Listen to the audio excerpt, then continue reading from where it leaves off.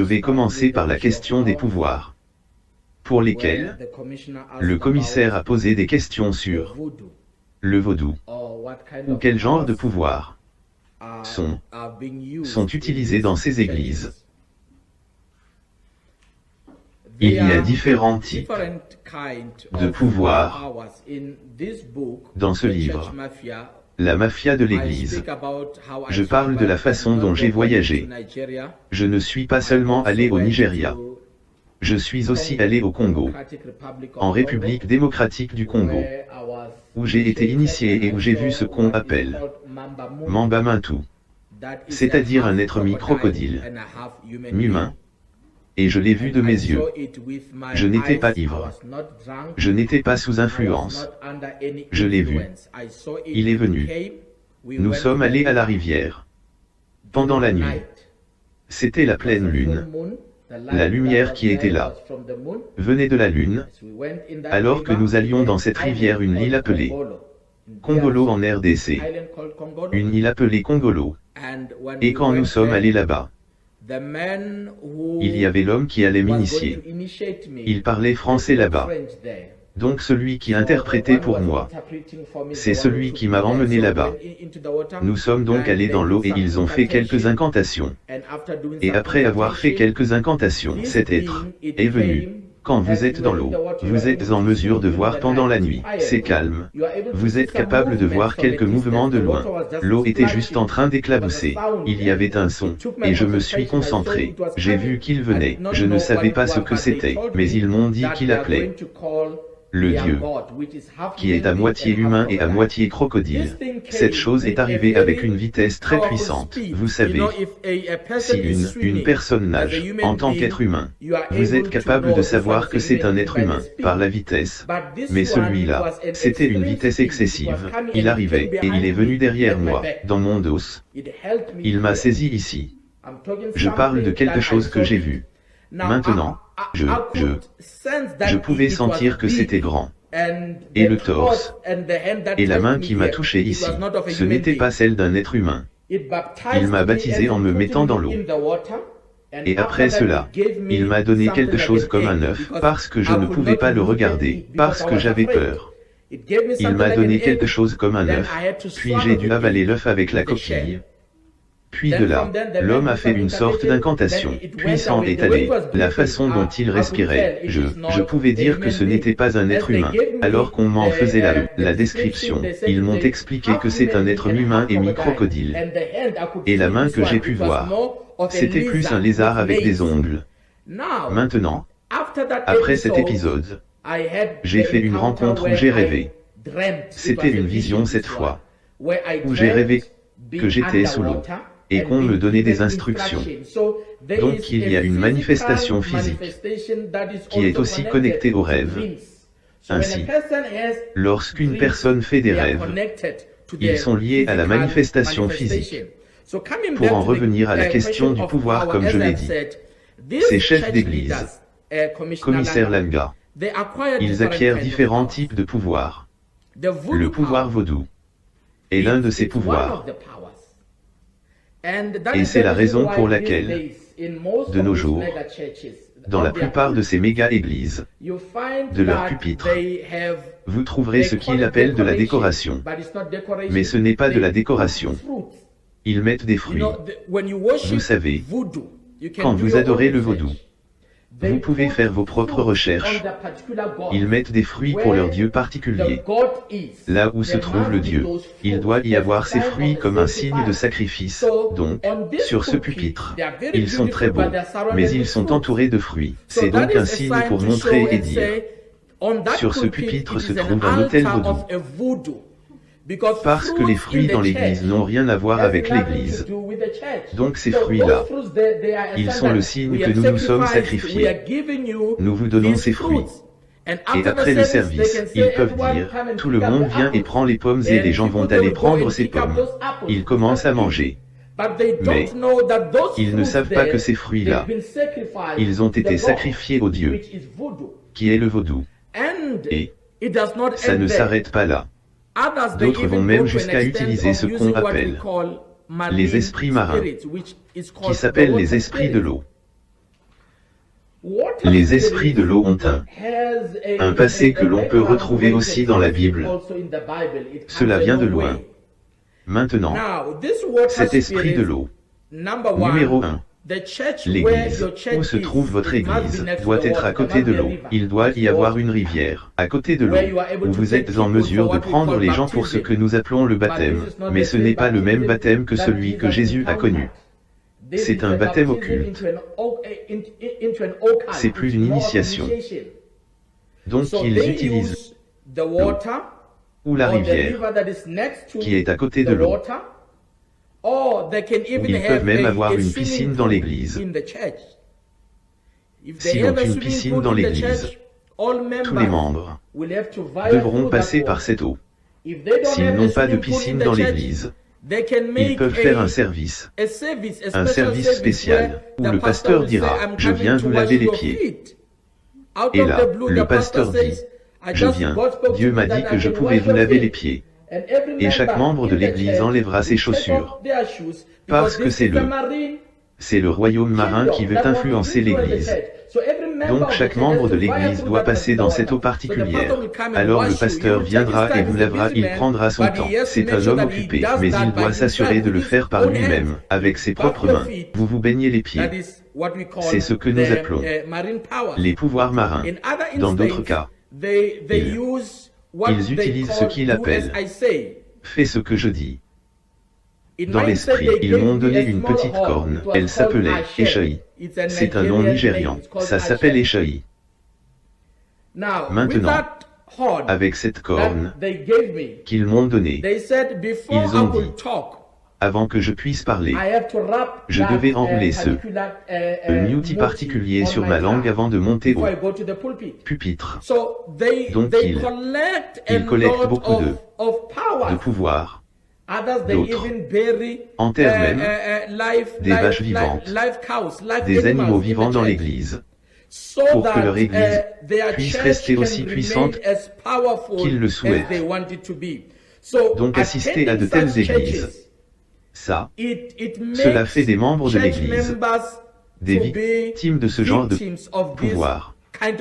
Vous allez dans un seul bâtiment, mais vous avez plus de 20 pouvoirs et vous n'en êtes pas conscient. Pourtant, vous êtes celui qui crie le nom de Jésus, alors que vous avez été possédé par de nombreux pouvoirs dans cette église particulière. Et avec ces pouvoirs, ils ne visent qu'un seul objectif, ramener du monde. Tout ce qu'ils veulent, c'est remplir leur église. Alors ils font tout ce qu'ils peuvent pour ces pouvoirs.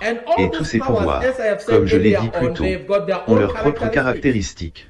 Certains des pouvoirs, ils ont besoin de sacrifices de sang. C'est la raison pour laquelle d'autres membres vont mourir. Ils pourront être une foule dans cette salle. Ils pourront être une foule dans cette croisade. Mais la vie doit être détruite dans cet environnement particulier. D'autres qui sont proches du pasteur et qui ont, disons, un don particulier, pourront être musiciens, qui sera aimé par les gens de cette église, et qui sera proche du pasteur. Au fil du temps, le musicien pourra avoir un accident. Ainsi, certains membres ont connu une mort prématurée, parce qu'ils font partie du sacrifice que ces puissances recherchent. J'en viens à la question des Sud-Africains. Sommes-nous les seuls à avoir été victimes de ces pratiques? Quand je suis allé au Nigeria, j'ai été choqué de voir comment le monde, spécialement le monde religieux, était dans cet état. Les gens pratiquent l'occultisme ouvertement. Monsieur le Président, au Nigeria, ce n'est pas quelque chose que les gens peuvent cacher. Et c'était la première fois que je voyais beaucoup d'églises, des méga-églises, où il y avait beaucoup de fidèles, mais ils ne croient pas au Christ. Rappelez-vous, je suis d'Afrique du Sud, je viens de l'université biblique. Même si je cherchais le pouvoir, mon entourage disait, s'il y a de la sorcellerie, tout le monde doit le cacher. On ne parle pas de sorcellerie. Mais dans ce pays, les gens sont fiers de dire, je suis le meilleur sorcier à ce jour et je peux faire et défaire. C'est ce qu'ils aiment dire. Je peux faire et défaire, je peux ouvrir et fermer. Donc en Afrique du Sud, je pense que le manque de conscience, À cause de ces gens, ils se cachent à travers l'Évangile. Ils apportent l'Évangile comme un point d'attraction, alors qu'ils savent qu'ils pratiquent ces usages particuliers. Donc en Afrique du Sud, le manque de connaissances. La plupart des Sud-Africains étaient comme moi avant d'aller au Nigeria. Ils ne croyaient pas que l'on pouvait utiliser la sorcellerie dans l'Église. Mon expérience m'a appris qu'il est possible d'avoir un prêtre occulte qui est sorcier et qui prêche le dimanche. En même temps, à cause de ce qu'ils disent. Ce n'est pas ce qu'ils font. Ce sont des prêtres occultes en privé. Et le dimanche, ils se présentent comme des hommes de Dieu. Donc les Sud-Africains, nous sommes en danger. À cause de ces gens. Pas seulement à cause des étrangers de nos jours. Ce ne sont pas que les étrangers, mais même nos propres frères ici en Afrique du Sud. Ils prennent ce chemin. Ils se déplacent ici, sortent, et vont acquérir le pouvoir. Et une fois qu'ils vous ont donné le pouvoir, c'est généralement un serpent. C'est un serpent qui grandit. Et quand il grandit, vous devez avoir des sons spirituels qui seront capables d'impacter le même pouvoir qu'ils vous ont donné sur les autres. Donc, beaucoup de pasteurs vont là-bas. Ils collectent ces serpents au Nigeria. Ils les amènent ici en Afrique du Sud. Cela les rend célèbres et prospères. Et oui, c'est un jeune pasteur de l'université biblique, comme je l'étais à cette époque. Je regarde ce pasteur, je l'ai rejoint. Il m'a donné une partie du serpent, et il est aussi devenu un père spirituel. Une fois cela fait, il faut cibler quelqu'un d'autre. Et l'autre partie regrettable, Monsieur le Président et la Commission, c'est que, une fois que vous aurez collecté ces pouvoirs dans ce pays, vous devrez faire le serment que par votre intermédiaire, d'autres membres du culte secret viendront en Afrique du Sud. Une fois que vous avez réussi à utiliser ces pouvoirs, vous retournez chercher d'autres membres qui se sont engagés dans ce village. Vous les amenez en Afrique du Sud.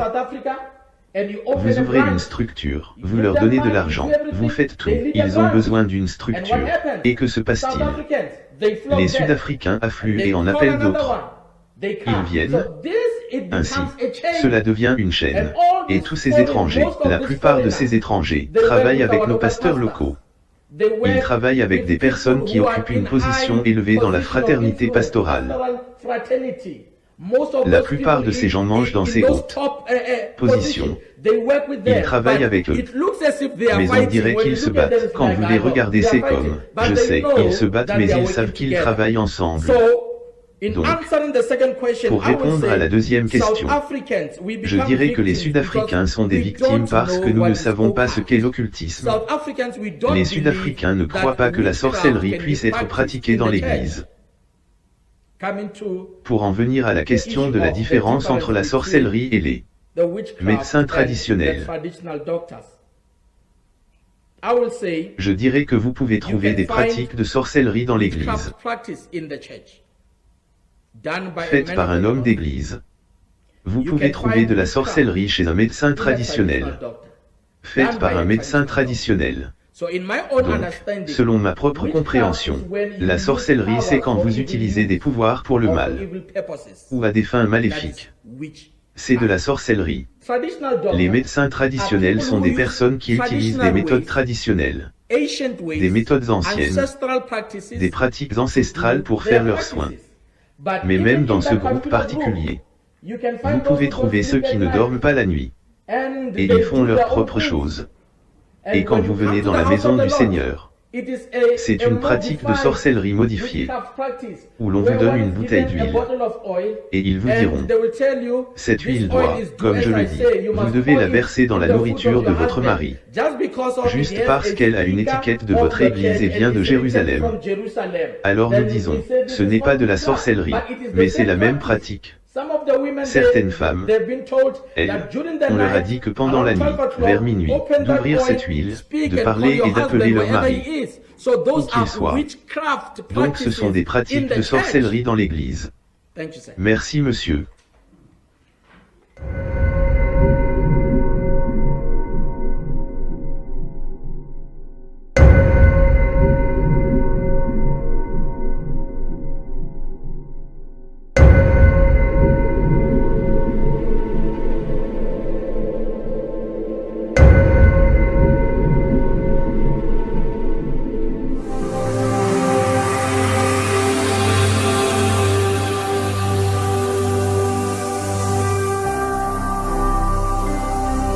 Jésus-Christ TV.